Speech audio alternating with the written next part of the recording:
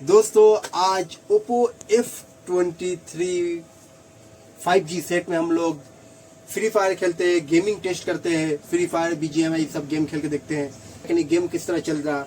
उससे पहले बताते हैं इसका जो डिस्प्ले है 6.72 इंच का FHD plus LTPS LCD display है। इसमें ब्राइटनेस नीट 680 दिया गया है, पंच होल डिस्प्ले है।